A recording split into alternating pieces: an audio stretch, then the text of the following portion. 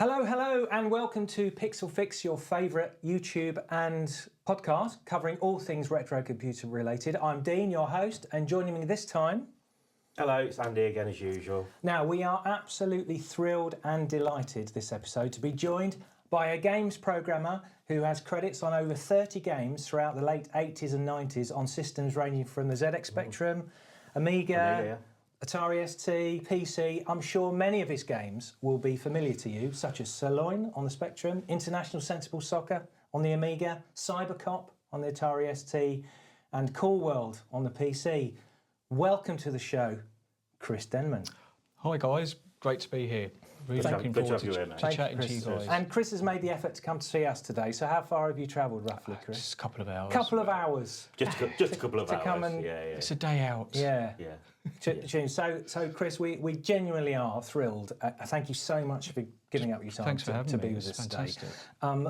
You've been to the museum now a couple of times. I have indeed. We've had some very interesting conversations, and what we thought was, well, rather than just us three have the chats, why don't we get Chris on the show? Absolutely. And, hear from the horse's mouth. Very kind. Thank you very much. I can't wait to tell you the story. Fantastic. Well, so whenever we get anybody on the show, we like to start off by sort of asking people how they got into how did you get into programming? What was your first introduction to sort of the world of home computing and programming? So take us right back. Okay. Tell us how it started. Absolutely. My first memories of actually doing any sort of computer-related stuff must have been 13, 14 years of age, something like that. And the thing is like leading up to that moment, there was nothing to do. Mm-hmm. We were bored. Everyone was bored. And when this sort of thing turned up on the TV, the Sinclair ZX Spectrum, my eyes lit up. I must have one of those. And it wasn't... So you started with a Spectrum. That was Do you know what? I have a feeling I might have had a ZX81. But my uncle had a ZX81. Yeah, but do you know what? All I can remember is the Sinclair ZX Spectrum. And of course, they were expensive, even though they were cheap in comparison to that world of computing. It was still a bit of cash. So I really had to wait before I got one. Yeah. I mean, it took my parents saving up, and they got a second-hand one. Mum were the same. Second-hand one, and had to wait for Christmas Day. It was just, couldn't sleep for a few days before Christmas. It was just the most ridiculous excitement I've ever had, actually. So had you sort of had a friend who'd got one? Had you sort of seen someone else's computer and thought, I want that? Or was it just something in the press and you thought, that really interests me? This was just sort of happening. Probably sort of on TV. And you would have had schoolmates like us on the NHS as well. I mean, obviously, later on I'll talk about sort of meeting other people that had the Spectrum. So we had a joint interest at school. But no, it just sort of seemed to have come out of the blue, actually.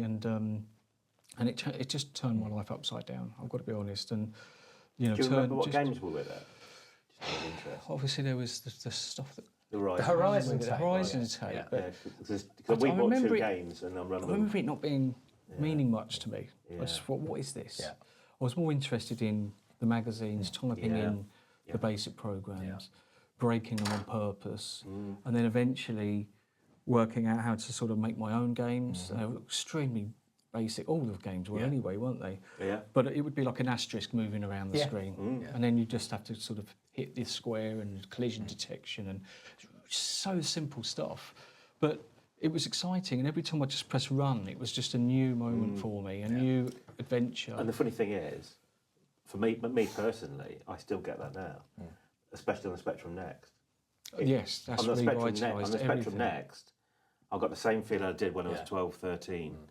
And it's like, it's weird. But you can do so much more now on the Spectrum Next because it's technically it's four times more powerful.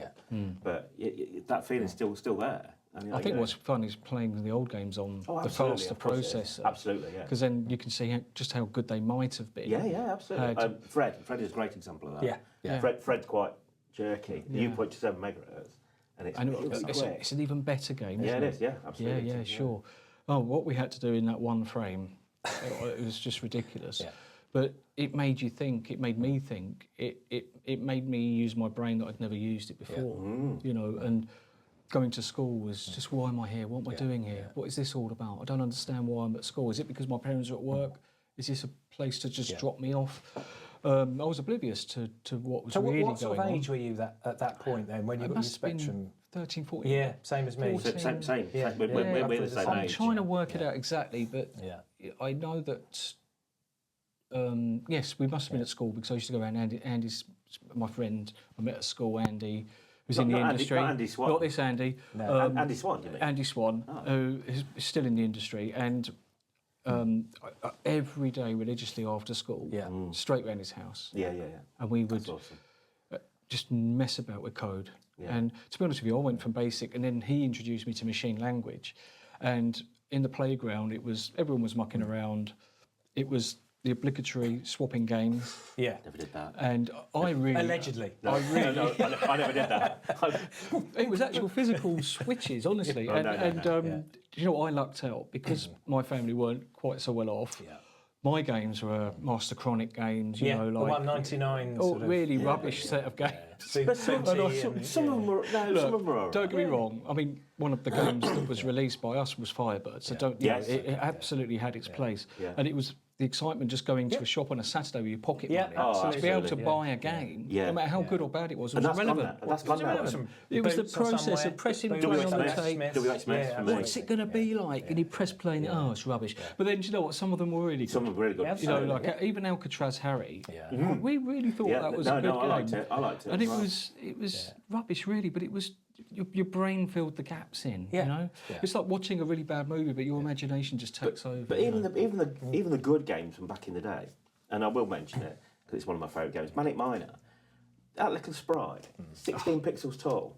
That guy. And do you know what? Brilliant. But it was a little man walking around the screen, and your imagination did the rest. And you know, I think that's gone now. I think that we've lost that. That's completely gone. I always think that the way I think about it is, but we didn't have anything else better at the time, right? No. So to us, that was the bar. Right? It was, no, absolutely. Now looking back, because we've had all this experience. No one else is going to experience that. No, they don't. You're not going to go from nothing to something. But absolutely. I think you guys will both say the same thing. I feel very privileged to be born when I was born. Yeah. And see what we've seen. You know, we've seen these lovely computers come along, the internet, you know, MP3s, all different sorts of things. Some of it's not so good, some of it's awful. But in our lifetime, we've seen some amazing stuff. Yeah, we have. We're very lucky. We really have. We have. And even with AI just sort of kicking off now, Yeah, I absolutely. never expected that to happen.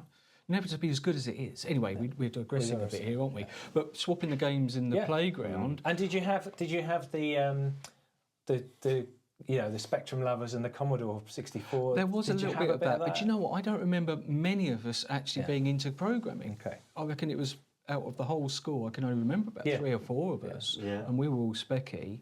Yeah. I can't remember. I think there was one guy must have been a bit later on because he had an Atari 800. In the corner. Atari 800. Poked him with a stick.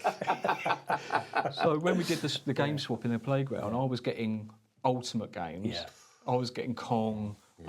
They were getting, you know, some of the really bad non-terracuous games. No, good. But Andy didn't mind. He was just pleased for me to be playing these awesome games. Yeah. And it just spurred us on. We said, can we do this? Can we make a game? So how did you make the move then from you know, basic to sort of machine code? Was it a fairly quick process? Well, obviously there wasn't the internet, so the only way to learn was to go on a train and go into London and buy a book in foils. Okay, that was all we did. That's what you did. And I'd go and just look up on the shelf looking for the Z80, Spectrum, anything. And we used to buy these books, and sometimes they just didn't make any sense. Was it you and Andy at this point? Well, together, pretty much. Bit of both. Andy wasn't the sort to sort of leave his house, so it would be. He would do it occasionally, but I think I would go to the libraries. I would try and, you know, type stuff in from magazine, and. I think the biggest turning point was going to a trade show, and I got the Pika Assembly course, game programming course, and it had a folder. It wasn't professional by any means, but you opened it up and you had this folder, and it was Space Invaders from A to Z. You just if you followed it step by step, you would That's end cool, up isn't it? with invaders. Yeah, I like that. And that taught you everything you needed to know about how to make a game in machine language, because of course you've got the game loop, you've got your variables, you've got the graphics and- positions of everything. Yeah. That's In cool. fact, that's the basis of pretty much any game on the Spectrum back then. And that really kick-started it, absolutely. So Andy and I learned a lot. And weirdly, he had it as well. And I can't remember if it was because I had it or he just coincidentally had it. But the point is that really kick-started stuff. But you know, making your own sprite routines and things like that, it was the ones in the folder were really basic and slow. Yeah. So we tried to speed that up, trying to come up with other ways of doing things, and we bounce ideas off of each other. But Andy was truly the coder. Okay. Really good. His obsession was even more than mine, and I thought I was obsessed, but I was also sidetracked with going on my bike and stuff. So I was still being a kid, whereas he was completely dedicated. But I learned a lot from Andy. Okay. And I remember sitting next to him, watching him type every line of code in, and going, Andy, you just made a little mistake there. Yeah. But at the same time, I was absorbing everything. You were learning. And when we used to do our graphics, it was on 10 by 10 graph paper, so we had to turn it into 8 by 8 with a pencil and a ruler. Yeah, I remember doing that. And Andy, literally, I'd be going 0, 1, 0, 1, 1, 1, 0, 1, 1, 1, 0, 1, 1, 1. And he'd be going, and it took hours and hours to put in, you know, some of these graphics that I've got here, because it was all manual. The whole thing was manual. And of course, we had probably the peak assembler. There was an assembler that you loaded on tape and you called it at a high end of the memory, but of course that used up some of your memory, so you couldn't get the full game in, so you had to sort of make another bit of the game and then splice it together in a way. It was very antiquated, and we didn't have a PDS, which is obviously something I found out later, personal development systems. We just did it all by hand, On the everything native by hand. hardware. I mean, because Ocean used Tatung Einstein. Say it again? Ocean software used Tatung Einstein. Oh, Because it's got a disk drive built in, you do all you... well, there you then go. you just squirt Oh over my to a God, can you Spectrum. imagine if I'd had that? And I mean, TRS 80 was, Matthew Smith had his own setup, didn't he? Squirting, he called it squirting down to the spec key through a serial interface. So we sort of came to the game a little bit late, I think, because the Spectrum sort of ended its sort of reign not that long after we got involved. So we missed out on a bunch of years there, never mind. But yeah, would you want to move on from that? Because I think there's a progression from there. Yeah, and that's what I was going to get into now. So you learnt to code, and then I think your first published game was it Loin? Loin. Okay. So tell us how that happened then. Go on, go for it. So, like I said before, we used to go around Andy's house every day. There was about 3 or 4 of us, sometimes 5, and we'd all just brainstorm for gaming ideas, and we came up with a bunch of games, and Andy was obviously the coder behind most of them. So we had Grammary, Alan and the Tributes. There's another one, it'll come to me in a minute. Loin, and something to do with Phase of the Moon. Okay. Phase of the Moon. So they all got made by us one at a time in our spare time. Independently, so you just decided to make them? Just decided to make them. Okay. We all put our hands of the graphics. There wasn't anyone who didn't try. Yeah. And if they were rubbish, they didn't go in the game. And if they were half decent, they did. So we all played a part of that. And with Grammary, I was in charge of the monster routine, as they used to call it. So Chris, you know, because we wanted to split the job. So Chris, go off and do the monster routine. And the monster routine in this case was a log rolling down the screen. Oh, wicked. Or 2 sort of spiky things coming in and closing randomly. And poor Andy, he was waiting for this for so long because, I'll have it done next week. And it didn't come. I'll have it done next week. Because it's all or nothing with me. On my bike up the hills, around there. But once I actually sat down, I did it in a few hours and then delivered it. Okay. It's like, you actually did it. I went, yeah, it's done. There you go, plug it in. And it worked, and that was Grammary, but it never got released. Okay. So Phase of the Moon didn't get released, Alan Your Tributes didn't get released, Grammary didn't get released, but Loin did. So I have a question at that point. Does the source code still exist? Source code? Well, You have to ask Andy. I'll speak to Andy. Yeah. I think I it must might. interject here. I actually had the pleasure of meeting you and Andy, and Andy's actually been back to the museum and donated some of his precious things from working for Precious Sony. things? Precious things. Is he local? He is local. Okay. You know, some of his stuff from the Sony days, which we were very, very proud to look after for him. But I will speak to him and get to see Yeah, if, definitely. Yeah, And, that'd if he's got some source code. well, wouldn't that be cool? Why don't we release it? Why don't we release it on the RCM? Yeah. You know, we're thinking of having a software house anyway. Yeah, maybe a next sort of upgraded version. Absolutely, or something. mate. Yeah, I mean, you know, we can be involved. Andy can be involved. You can be involved. Because people are absolutely fascinated Oh, by yeah. unreleased. Oh, absolutely. On the games that weren't. Yeah. I mean, Well, fair play there's to them guys. obviously quite a big game that I worked on, like I thought we could talk to you about later, that didn't get quite finished or released, and it's not the game you think it is. Okay.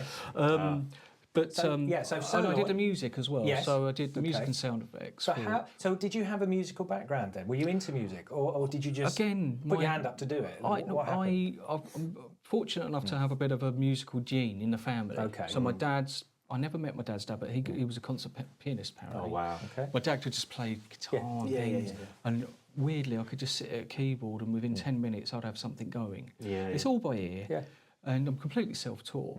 But it turns out that my sort of, because I was at the beginning stages of sort of getting into music, my style was perfect for computer games because it was just, well, one on the spectrum, you had one channel of sound. Yeah. So what can you really do with that? Beeps.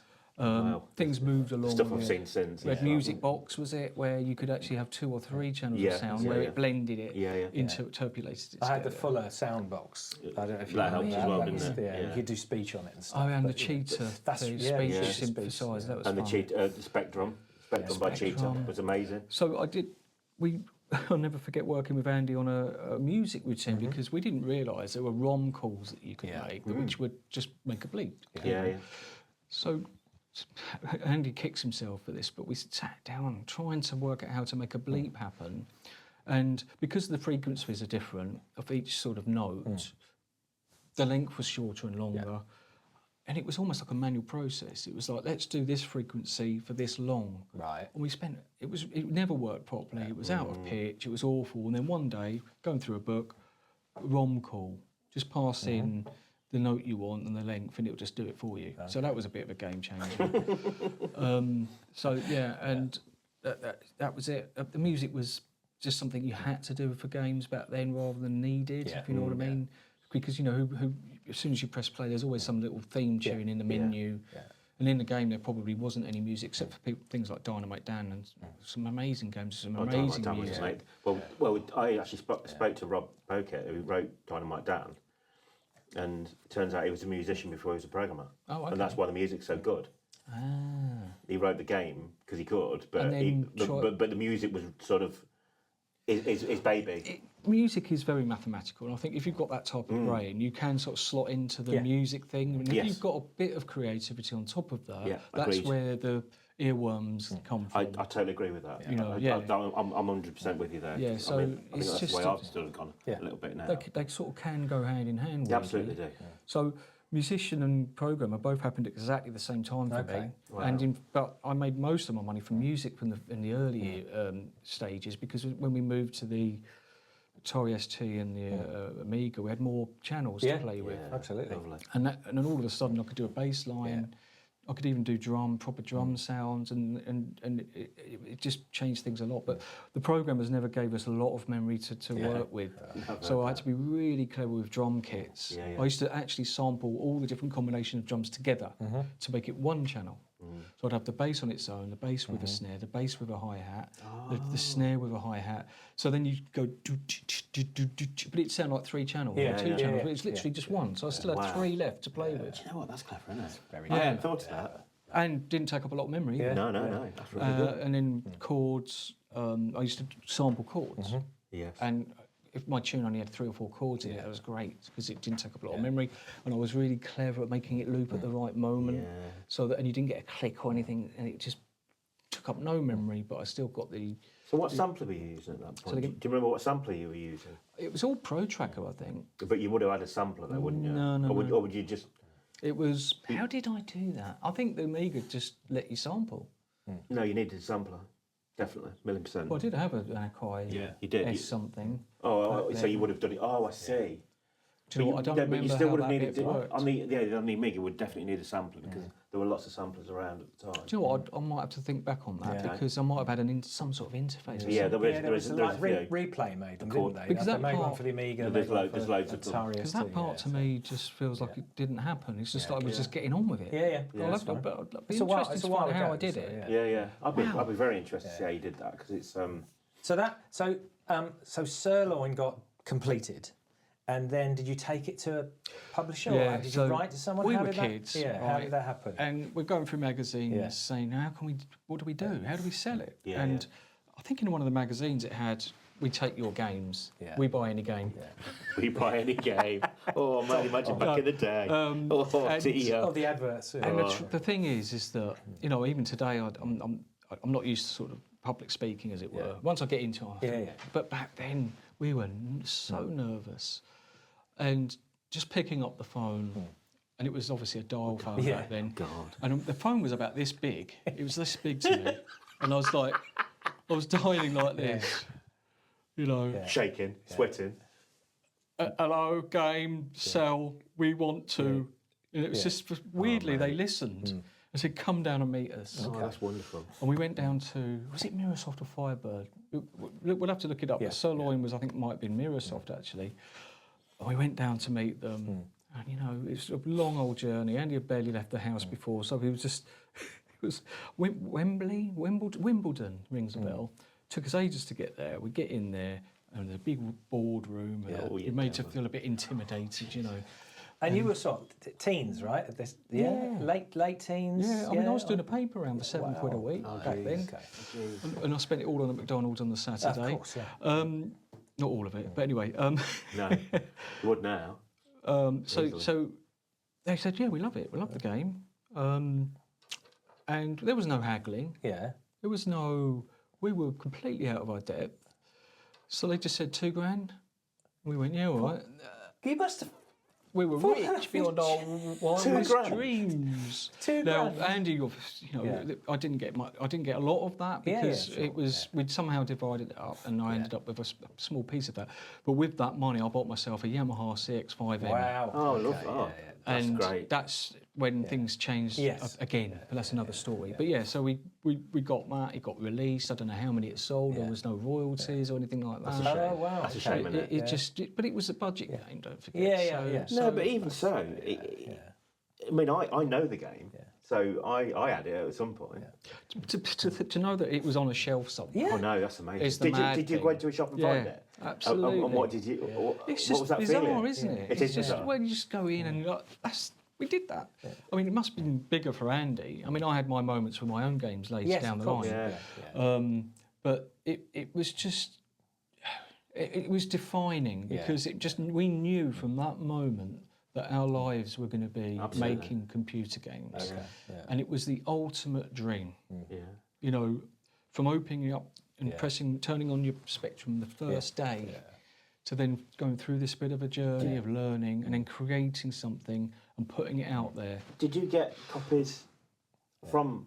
I can't remember, but we've got them now. We've managed to buy copies. I'm just wondering whether they sent you half a dozen copies as part of the deal. It's just, it is a bit of a fluffy memory, that one. It's just got little spikes, on the phone. Do you know what we need to do? We also need to get Andy in. Andy would fill in a lot more gaps, I'm sure. Because I think Andy would do it as well. But the reason I love listening to this story, Chris, is because there's probably thousands and thousands of kids like me who wanted to do that, and our lives went in different directions. But exactly the same when I got my Spectrum, started to play the games. That's what I wanted to do. And I was never clever enough to get into programming. You say that, but you are. No, I'm not. Yeah, you are. I haven't got that type of brain. It's like I can't fully finish a Rubik's Cube. It's circumstantial as well, isn't it? Whether you or not, you've got parents that are happy with you doing it. Yeah. My granddad wasn't. Yeah. He used to think I was mental. Oh, wow. Okay. And he would throw cups of water over me, get out of bed, get a real job. Get a real job, all that. Because unplug the modem. This was later down in the daily. But because you were at the, people don't realise that now games programming is a perfectly acceptable career. People have lots of money. Games make hundreds of millions. It's a film industry, effectively. Isn't it? Absolutely. I mean, I understand it's bigger than the film industry, the revenue. Yeah. And now there are, there's a mature contracting sort of terms and conditions, all that stuff. But when you started, that was all new. There wasn't a mature industry, was there? And that was when it was awesome. Yeah. And as you all know... But also, people took advantage, right? Because, like you said, there was no haggling. They just said... Well, when you're kids and you're getting £7 a week for a paper round, they could say £8. For £2,000. They could say £8 and you'd probably bite their hand off. Absolutely, yeah. But we weren't in it for the money. I mean, obviously, parents were pushing and saying, you need to get an actual job. So I was self-employed for ages, and I just showed you a few invoices of an entire game written for 500 quid. I mean, I didn't care until I was booted onto the streets, and thankfully I wasn't. So I kept going, but I did leave home quite early in the end, and so I don't know where can we go from here. Yeah, so that was sort of 8-bit stuff, right? So did you get any more games released on the Spectrum or the 8-bit stuff, or did you then move at that point onto the sort of Ataris and Super Amiga? League Soccer. Okay, I did on the Spectrum, and that was with. When I say with, I was given the job by Edward Grabowski. You may not have heard of him. Doesn't ring a bell for me. You would know him definitely if it was a strategy-based games sort of. He was involved with a lot of strategy-based games for 10 or so years. Yeah. But he gave me my first job, and that was to write Super League Soccer and probably. What software house was that? Say it again. What software house was that released by? I think it might have been indirectly through Impressions. Right. Okay. Because David Lester ran Impressions and Eddie Grabowski was working with David Lester, but I think he was independent. I've not really thought about the setup before. But Eddie Grabowski gave me the job, and that really set things moving for me, because then I'd have a proper job and I was getting a proper sort of income. That was a salary based, was it? Or I was still self-employed. Okay. But it was a little company set up and everything, and so there was Super League Soccer, Software House. I wrote a game called Software House for D&H Games. I know D&H. Yeah, we've got some of their stuff in the library. Shefford, I think they're based in Shefford, which was just up the road from where I used to live in Luton, so it wasn't actually far away. Yeah. And that was was it them? Because there's another game called Gangsters, but that was, I'm muddling a few things up, but we'll look it up. I think it was D&H Games. Okay. Shefford. Anyway, that was actually written in BASIC, that one. Was it? Yeah. Okay. All right. Because it was an adventure type text-based game, it didn't make sense to use machine language when you're just putting out characters on the screen. I'll have to think back on that one. Well, that went out. Again, not a lot of money. If it had been anything significant, I'd remember. And I don't remember.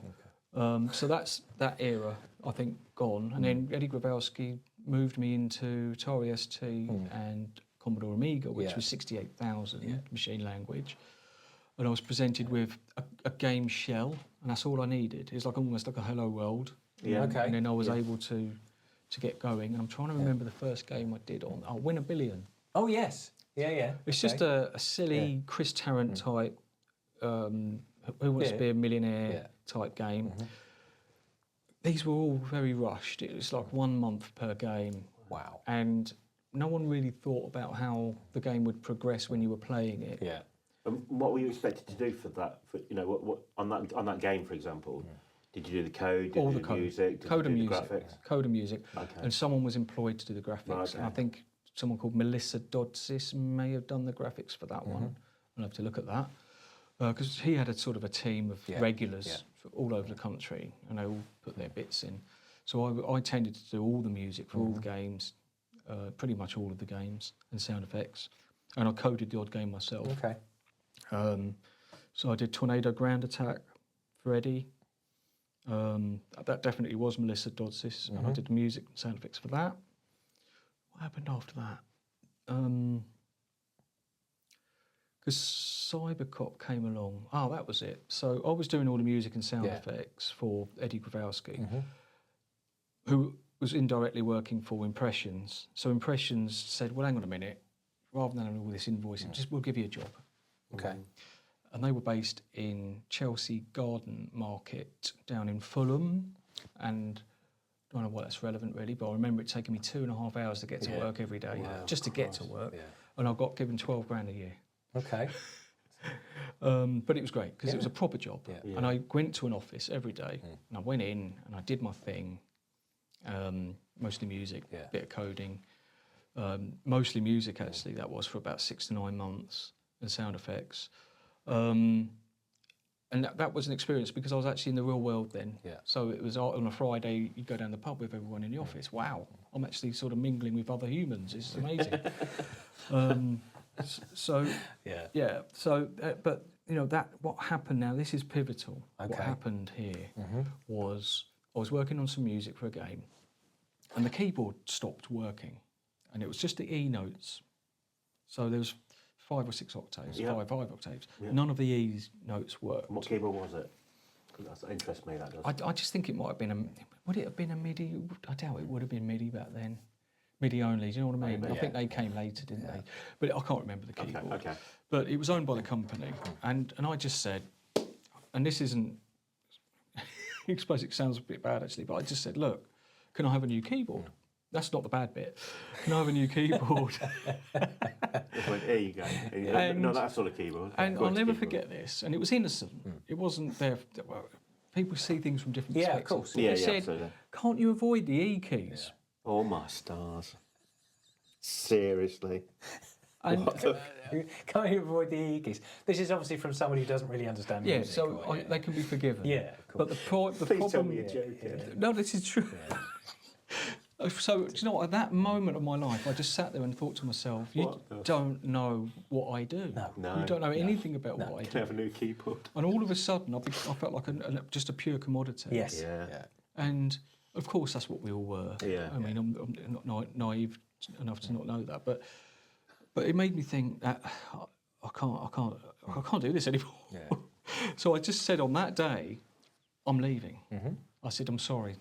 I said, I'm leaving. I said, I'll tell you what, you give me a month's notice if you get someone to replace me, and I'll give you a month's notice if the other way around, right?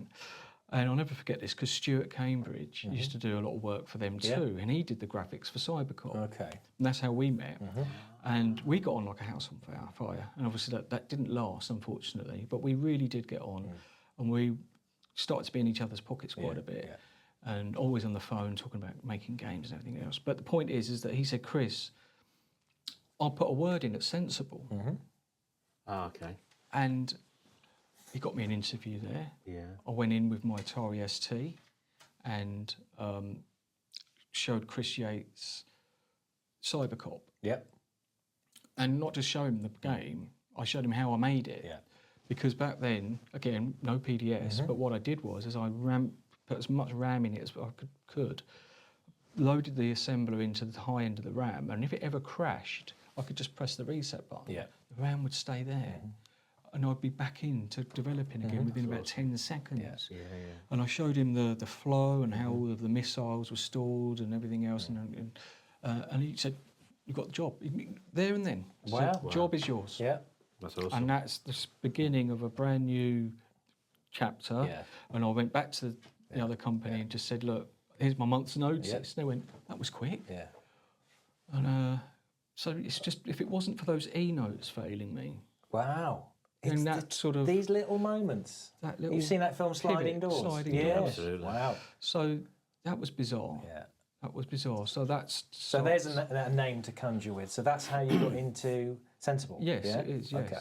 So Sensible is one of those software houses, you know, where if you're not in the industry, you looked at the quality of their games and you were like, oh my God, wow, they made some fantastic They stuff. did. The best, So, the best. So you must have some things, you know, I mean, there must have been some money around. Tell us some stories about when you worked That there. What- company was amazing. Yeah. I mean, the ethos was completely different to what I'd ever expected. It was just get on with it. Yeah. You know, you had some deadlines and everything else, but they didn't care whether you worked in the morning, at night, we had a few coders just working through the night. They didn't come in during the day. But as long as you reached your monthly sort of milestones, you would get your what they would call a bonus payment. So they split your sort of salary into two. Half was paid regardless, and the other half was paid on performance. Everyone performed, had the time of their lives. It was do what you want, catch up, slow down. Social was awesome. Everyone got on. We all went out and did all sorts of stuff. And of course, Sensible got invited to a lot of industry bashes. And we were, of course, getting involved in all of that sort of stuff. And it was another world. And to be given a year or, you know, over a year to make a game instead of a month, Yeah. Yeah. for me was like, what, you get a whole year? That's mental. So, I was taken on to work on a game called Sensible Olympics, for the Super Nintendo, and I was given a PC, a Super Nintendo, and a PDS. Right. So for the Nice. first time, Wow. I was able to code in a proper coding environment, and I had the best mentor you could ever ask for, and it was Chris Yates. Okay. Yeah. Absolute genius, very, very, very clever guy. And he was, I probably annoyed him a fair bit, but I used to remember getting stuck every now and then, because it was, what is it, 6502, only 3 registers, and there's a few bits of blitter chips and so on. And he'd already sort of built us a basis on the system, and I used to sort of pop upstairs, say, Chris, I'm stuck with this. Yeah. And he'd come down and goes, this is what you do, and it just really got me through this whole game. 11 months later, it was a month away from completion. Right. And the game was running around a track, bumping into each other, knocking them out of the way. A dog would run in front of you and do a poo on the floor, and you could slip on it. And you know, and it was it was so much fun trying to come up with a logic of. Amazing. Because if you think about it, you've got a number 8, not even a number 8, is it? You've got a track which is like this. If you're on the inside, it's quicker than it is on the outside. Absolutely. So I just think, well, if everyone's starting in a line, or they're not staggered, and all of these things, and in the end I come up with this sort of predefined paths, loads of them, just in memory, and the sprites would go between these paths, and if someone was further, it was so much fun to do. In fact, I remember Chris Chapman, I was in the same room as him, and he's the guy who made Sensible Soccer. Oh, wow. And I spent a year with that guy, and we got on too, obviously. Everyone got on. And he just goes, Chris, I wish I was on your game. It's so much more interesting. Because he was on Sensible Soccer for years, wasn't he? Yeah, absolutely. And it was the same, and he was one of the ones that got up early, did a full day, never got sidetracked, didn't really... Brilliant game. And he put everything into that, and fantastic. Oh, obviously, massive for Sensible, that game. Yes. So the relationship with Sensible there was awesome, and you know, it was a dream come true, and I couldn't believe it really. Yeah. You know, just my little car driving into work, thinking I'm driving to Sensible Software. What the hell's going on? This is a dream. But I loved every moment, and everything was fantastically going really, really, really well. And then something happened. Okay, so tell us the story in your own way, but obviously from discussions we've had before, this was a tough time, right? This is probably the hardest time you've had. I've gone from, you know, if you could have a graph drawn, I'm up the top of that graph, going off the paper. Yeah, absolutely. And then, well, it actually didn't come straight down. It was come down a bit, and it went on and on and on, and then there was a big. So it turns out that obviously it's widely known that Sensible were offered a contract from, I believe it was Warner Brothers, Time Warner, something like that. Yeah. And they were obviously given a fantastic contract, which, you know, you could look up yourselves, to make 3 games, basically do whatever you want, any 3 games you want. But the proviso was drop everything you're working on. Right. And they literally that day, dropped Sensible Olympics 1 month from completion. Oh, no. Now, you know, it was a business decision. Yeah. It was nothing personal. You know, and to be honest with you, I was a bit gutted, but that wasn't the thing that I was gutted about. It was just like, oh, sugar, I haven't got a job. Yeah. Oh, I see what you mean. It wasn't that that game wasn't finished. That was almost secondary. No, but if you've worked on something, no matter what it is, gutted. That's, you know, sort of 90%. The PDS was taken away that day. Wow, okay. The graphic artist, you know, he must have felt very similar too. Yeah. But what happened was that I just sort of said, look, John, I've obviously got a contract as well. Yeah. So what we're going to do? Yeah. And he said, you know what? Why don't you be the lead coder on one of the games that we're making? Yeah. And I said, well, what? Tell me about it. And he told me about the game. And he told me. And I said, what hardware are we talking about? And he said, PC. And I said, John, I don't know anything about PC. Yeah. Absolutely nothing. I'll be starting from scratch. Don't worry about it. It's going to be a 2-year project. You've got a whole year just to work it out. I'm not going to say no, am I? No. Definitely so not. I said yes.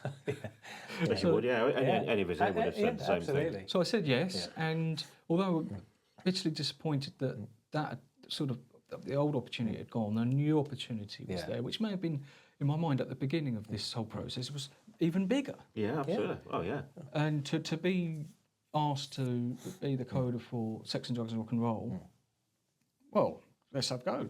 Let's see what we can do. So I did spend a few months just trying to work out where the screen memory was and how there wasn't really a game loop as such. It was just all very messy, and I had to start learning sort of C++ and machine language for sprite routines. And if you can remember what hardware was around back then, I think we were on 286. Right. Wow. We didn't. Did we have a hard drive? Don't think we did. There was no sound card, and there was no guarantee what graphic card you'd have. Okay. Yeah. So it was So like about the only CGA, EGA. Yeah, that's it. Because we weren't on VGA X at that mode. point, were we? Yeah, it was X mode is what I discovered was probably available on every PC. Right. And that was byte per pixel, which was fantastic, by the way. But that was what I had to work with. So I started sort of working out how to do sprite routines on X mode. But that wasn't the biggest problem. In fact, learning how to use the machine became secondary very quickly. Right. Because it was an adventure game. An adventure game plot and idea was written linear. Yeah. So it was a story. Great story. Like a script for a script, just a script. Yeah. And characters and going from A to Z. However, adventure games can go off on tangents, and that wasn't sort of thought about initially. So I then had to sort of talk to John and say, look, can you rewrite the whole script? But here's a sort of a pseudo language that I invented, which would allow him to sort of set variables, but without being able to code. So I came up with this pseudo language where, you could hold on to things. And if you've got that thing, it would enable you to do this and go down that path. And that took the lion's share of my time. And then, of course, I was about to start on an interpreter, because once John had coded this in, I'd then have to interpret that code. So there was a lot of responsibility on me to make that game. And we were only a year in, so technically there was another year. Now, one, I wasn't a PC coder. I was completely upfront about that. And also I had to sort of be inventive with trying to take something linear into something sort of adventure game based. That was okay. It did it. And we got some sprites moving. It was slow. I mean, it wasn't actual 3D. It was supposed to be a 3D adventure. It was 3D, but it was pseudo 3D. It was 3D graphics. But you hadn't done 3D before, right? Never. So nothing. Okay. Right. I come from 2D background.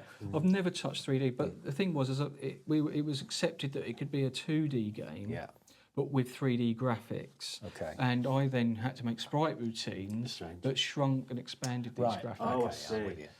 And I came up with blending in real time and things like all of this stuff I was really proud of.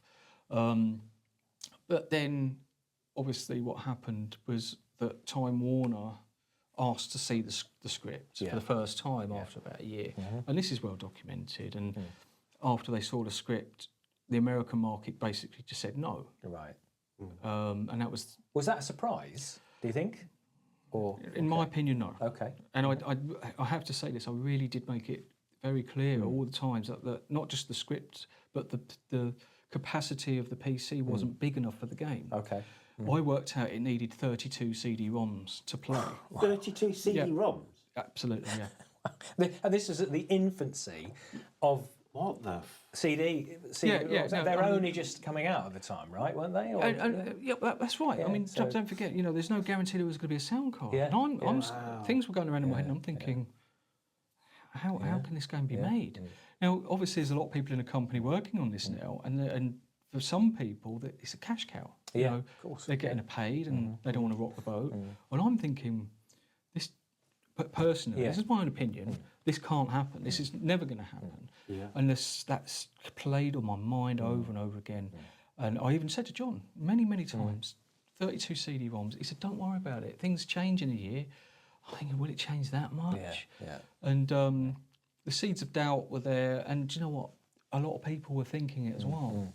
And all of this is documented, and none of it's personal. I think it's very circumstantial. So I'm getting worried, and obviously I'm good friends with Stu, and we started to have a chat about things, and then he was like, we both agreed, let's try and make our own game. a 2D game and stay in the 2D industry. And behind the scenes, that's what we did, and everyone knows about that. And that's another story.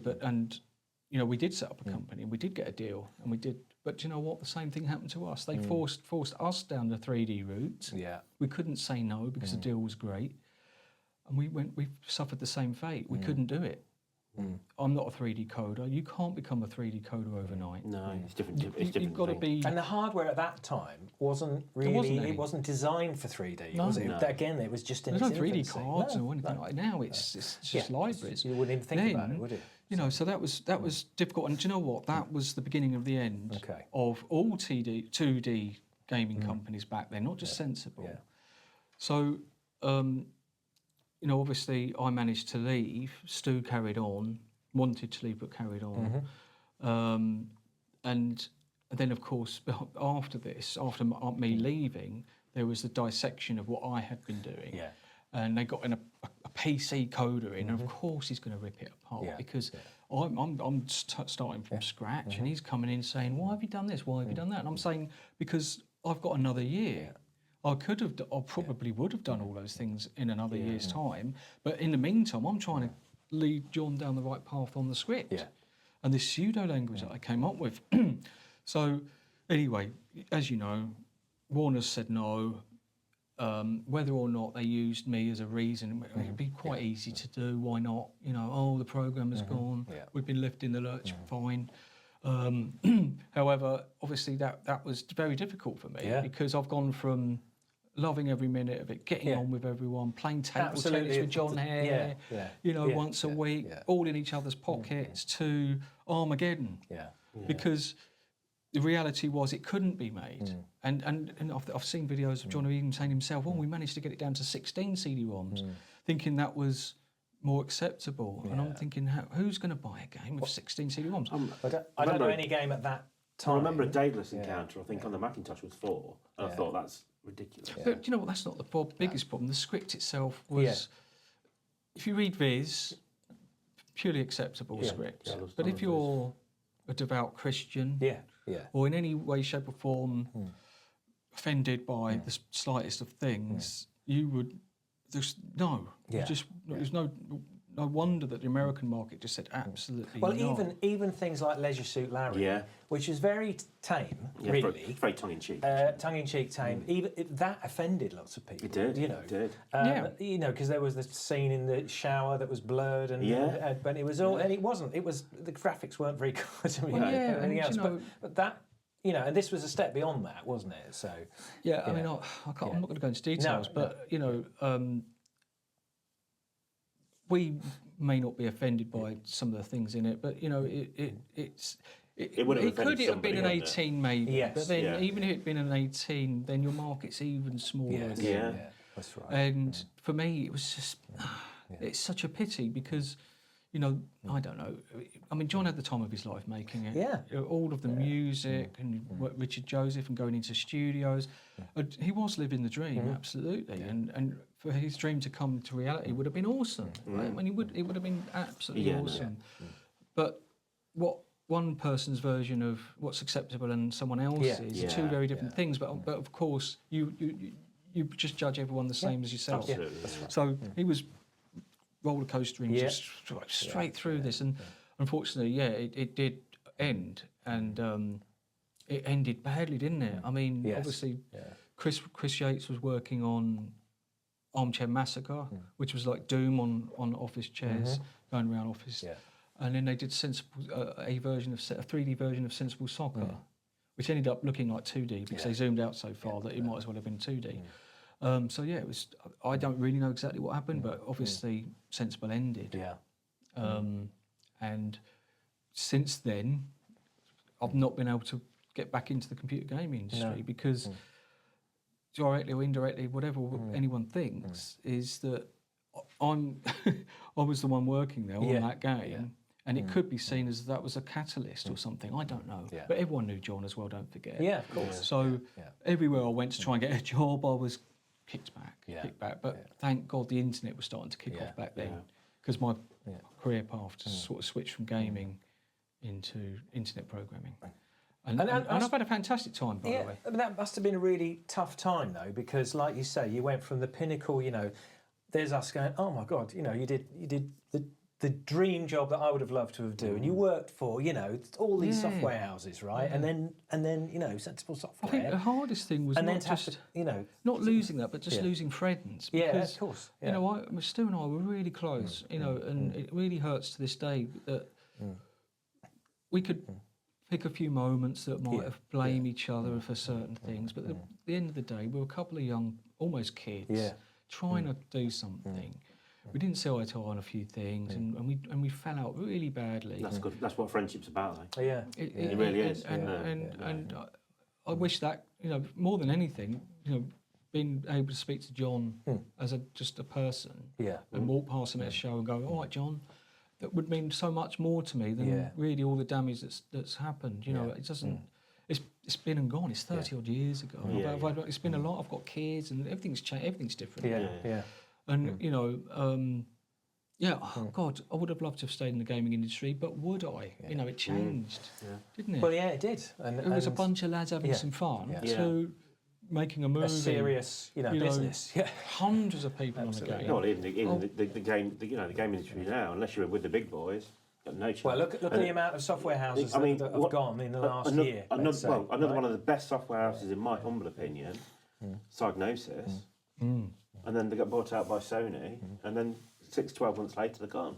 They're one of the best. I mean, some of the talent. I've seen some huge companies just go. And even now, right now, unless you're with one of the really big boys, no chance. But even then, you could, they don't think twice. Millions are spent on a game, and they just can it. And they're all very similar. Copies, They're also very similar. At least when we were on the spectrum, you had to be really inventive with gameplay.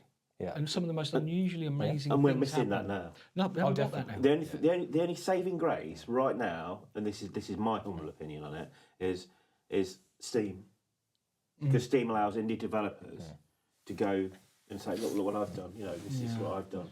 And without Steam and things like, and some of the indie games we've got, and I've got so much respect for anybody that creates a game in their bedroom or with friends and stuff, but I don't like the big AAA titles. I think they're all crap. Yeah, because they're the same old stuff churned out. And it's the same IP, isn't it? It's the same IP. It's based on a film or and licensing and hundreds of people. And again, the only you've got the Sony, you've got Microsoft, and you've got Nintendo.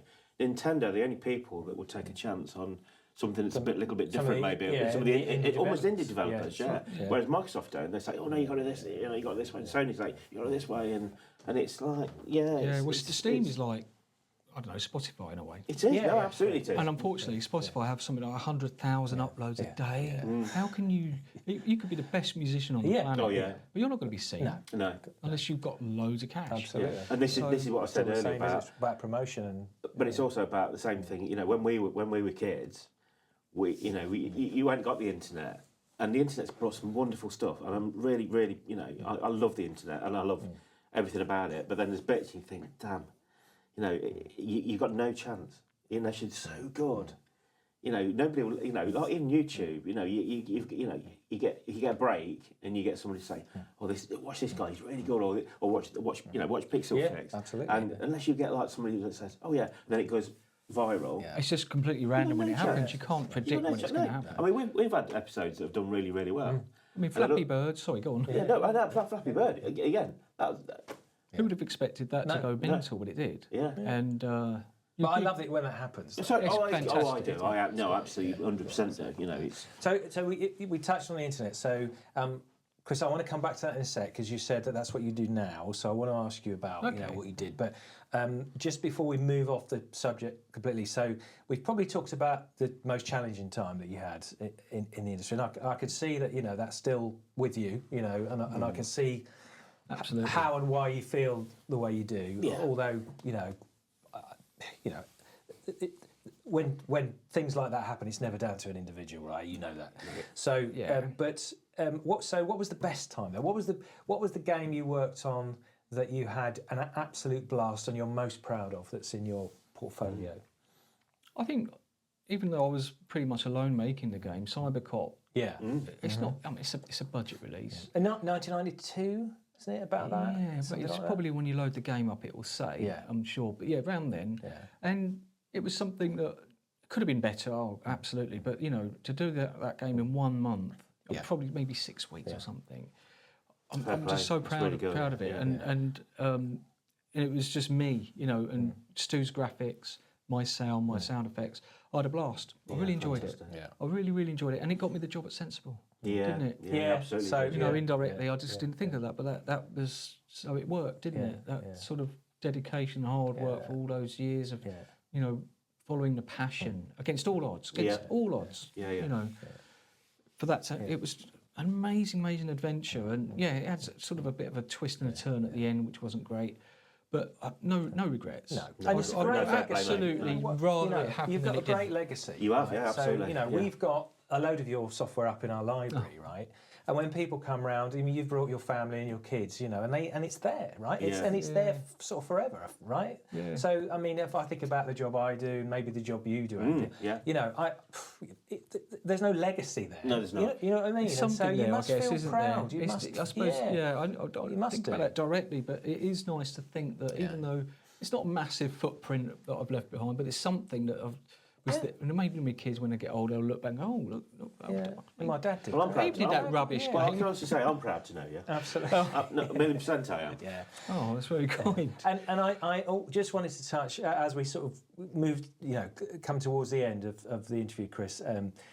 So you mentioned the internet, and you said, thankfully the internet happened. So where did you when you moved out of gaming, you still I'll involved? give you a quick So what story happened? there, Yeah, but go unfortunately, for it could go, I'll try my best. That's all right. We're because okay. there's been so many twists and turns there, it's been ridiculous. Yeah. But that seems like me. I think I end up going through a load of twists and turns. But got in with a local web development company straight in, and because let's face it, it was a step back. It was so easy to make web pages and using the, just doing a bit of Perl. It was what I was using back then. Making shopping carts and things like that. It took days, not months. And I went into companies where they were still waiting for coders weeks and weeks and weeks into stuff. And I've gone in and done it in a day, and they're like, you're a partner. So the next thing you know, I'm a partner, and I've got, headhunted by someone else. Were you self-employed at this point again then? Still self-employed, yes, because I used to invoice every month. I got headhunted and became a third partner in a software development company in Rayleigh, near Southend. Right. Now, something quite sort of dramatic happened there. I'll be as quick as I can, but we ended up doing. We're not in a rush. We're okay. We did some. We've got plenty of tape. Or you can just take out what you need anyway. Excellent. But you're letting me release. Yeah, No, absolutely. A couple of newspapers magazines and that would come to us saying, can you put our magazine online? So initially I did one for them, and it was a manual process, and then another manual process, and I started to spot a pattern. Oh, hang on a minute, I can sort of Automate it almost. sort of not automate it, but come up with a system, and it eventually become Easy Press. It was the first software as a service content management system in the UK. Okay. So we went from a couple of lads in Rayleigh. Next thing you know, a big publisher came and said 80 magazines, please. Well, all right. And I taught my pseudo language thing called cog technology to the artists, and it enabled them to build the entire newspaper or whatever with some config files effectively. Yeah, wicked. And that went to 80 magazines, and then they bought into us. And then we had offices in Upper Street in Angel Islington. Then there was 50 of us. And I was the only coder still. Then I got a second coder. Then there was 20 salespeople, 10 artists, and that just went exploded. And that was called Easy Press. Yeah. And then on paper, I was possibly worth millions, but we weren't thinking about that because we were in the throes of it. It was just so rapid. Yeah. And then .com crash. Yeah. We were destroyed overnight. Oh man. Literally gone. Yeah. Overnight. And I moved on to Orange PLC as their project. I ended up being a lead. Orange, the telco. Phone company. Telco. Yeah. And I ended up being their lead coder on project management somehow. Okay. Contractor again, 9 months there. Yeah. Awesome time in Bristol. Flipping it. went on to do. It's just kept moving around. I've run a sandwich shop for 5 years. Wow, sandwich shop. Yeah. That's not much different to like being coded. I just wanted to out. Sandwich I'd had enough. Sandwich. Yeah. Fire in a teapot. No, sandwich shop. But honestly, I just wanted it. I'd had enough. Yeah, it's fair enough. And I wanted a change, and that was got me out of my shell a bit more because I was getting very shy. Yeah. So I was serving people every day, making the sandwiches, going doing the cash and carries and everything else. And then people were ordering on fax machines. Yeah. So they were putting their order through at 11:30 in the morning for lunchtime. Guess what happened next? People stopped using fax machines. No, I made an online ordering system called Lunch Express. Okay. Nothing like it out there. Right. In fact, the internet was still in its infancy. So I was going in delivering sandwiches to everyone. I said, look, don't use a fax machine. Go to this web address, add all your people in the offices, and just tell me what you want, right? Yeah. Then the orders would just come through in the kitchen, and then everyone else started to catch on. So I'd Lloyd's Bank head office, Marriott Hotels, Regis, Prosperity 5. There was a bunch of companies all around Luton logging in to Lunch Express. That's awesome. And the great thing about it was all the orders were coming in from 7 in the morning, staggered, all the way up to, I turned off the system at 10:30, 11. Yeah, to get everything done. Everything was being made, not panic, it was just every moment was used, and then I'd just do one trip in the van, and then it was cash to start with, and then it ended up being PayPal. And then on the back of that, we won New Business of the Year, Bedfordshire, Luton, got an award for that, and Best Use of Comwork. And how long ago was this? What year was this? This was 2005, I think. Wow, crikey. And that went on for a couple of years, and I did .ai back then, if you would call it now. I'd analyse people's orders, look, cross-reference words into the stock, and go, we need more of this because of bigger orders. Well, not just that, it would say, you're trying to order a packet of Walker's plain crisps. We're out of stock. Would you like chicken or something else? You know, and then I'd also do, as they logged in, it would ask them questions like, if we were to stock yogurts, what flavours would you like? So I was absorbing all this stuff, and it was great fun. But e-commerce before it was e-commerce again. And it got so big we couldn't handle it, and I ended up getting a unit, and I had all of these pods where people were making up all the orders. It just grew. But it was really, the software wasn't refined. It was being edited on the fly. It wasn't in proper server. It was server based, but there was no redundancy. It was really rough around the edges. Sure, you must have had it in Git though. No. Imagine that. Yeah. It was, most of it was just text, and that was it. But you know that my wife and I were trying for family and everything else, and got married and so on, and that took a bit of a twist. Yeah. And we just literally closed the business. Oh, I remember having not Hoover. Was it Hoover? Hoover head office. Yeah, I think it was Hoover in Luton. They make the vacuums, don't they? Is there anyone else? Electrolux. Oh, okay. Yeah. Electrolux. Went into their company with Lunch Express, and their facilities manager said, "No way am I having my staff using the internet during the day." Get out. Yeah. So I wouldn't give up. I didn't give up. Be really quick. So I didn't give up. So I went in with a trolley of sandwiches. I went, okay, I'll deliver. And I went around the whole office. There's 100 people, giving them bits of paper. I said, start ordering online. I went above the guy. I said, in 2 weeks I won't be here again.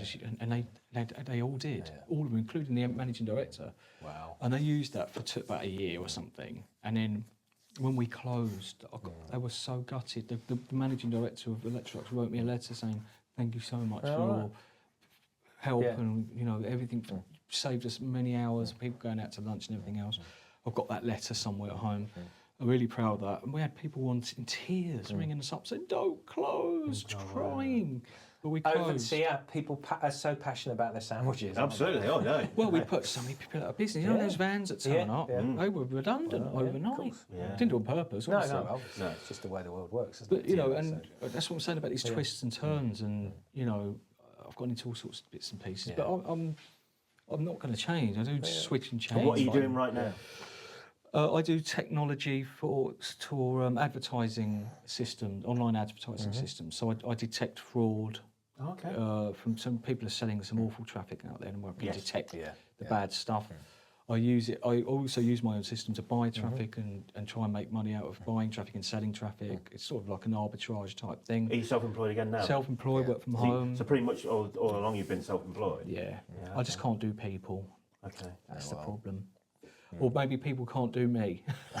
Well, I'm probably kidding there, do you know what I mean? But I was thinking about that then for a minute. I'm not going to say anything about no, that. it's dynamics and stuff.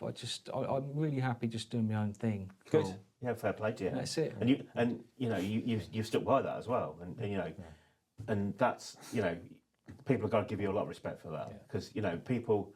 I mean, you know, I've had jobs where I've literally hated it, and you know, some jobs I've really loved, but you know, I've worked for myself as well, and I wasn't very good at working for myself because I'm a bit of a lazy git. Yeah, laziness can be good if you're a programmer because it makes you create things to make your life easier. It does. It does. So You're spot I've done on. a lot of I am that. that. I am definitely. That's me. That's definitely me. And I I should have sat you two apart. I know. We're shouldn't I know. I know. Two people apart. Yeah. Two people apart. And the thing is, you know, I wrote a lot of automation stuff. So exactly what you're saying is correct. And I have literally wrote a lot, you know, for various people I've worked for. And looking back at it now, it's because why should I just keep doing the same old? I would say the repetition and same stuff. old crap every day. Where if I can like move that to there and that to there, and I can run a script, it will do that automatically. There you go, it's done. I don't have to worry about that anymore. And that's me all over. And it makes you think in a particular way. And it does. It does. You're spot on. Absolutely, again. And also working on the spectrum made us work think in a particular way where we had to get the most we could out of the smallest amount of resources. Of T-states. And drawing sprites upside down and things like that, you know. Poking them backwards. All of that stuff has sort of allowed me to reuse, I still reuse those techniques today. Yeah. In stuff I do now, believe it or not. I absolutely do. Every I do something, I think, I know why I do that. It's because of back then. It's because we're stubborn buggers as well. Yeah, no. Well, Leopard Chris, doesn't change its spots. it has been an absolute pleasure It really has. to have you on the Pixel really Freaks has. Thank you for podcast having me. and YouTube channel Fantastic today. to reminisce. Thank you and so much. talk to someone else about all of this rather than my wife who gets a bit of an ear. Well, no, ending. I mean, as all our wives do, right? Yeah, and absolutely. you know, don't be a stranger. Please come back to the Welcome museum anytime. you want. This is a bit of a sort of a safe haven, isn't it? Absolutely. You can just Yeah. pop along, but I'd love to do it. It's only up the road, isn't it? Yeah, absolutely. You're welcome anytime, mate. Seriously. Well, thank you for having me. I really, really appreciate it. You're very welcome. So that's it from us. And if you haven't already done so, please hit the subscribe button. And if you're ever on X, why don't you follow us there? We're at Pixel Fix Podcast. We are. I've been Dean, your host. Thank you so much. And I've been Andy, and thank you. Thanks for And goodbye. watching. And thank you again, Chris. Yeah, thanks for having me, and see you again soon. Thank you very much, everyone. Bye-bye.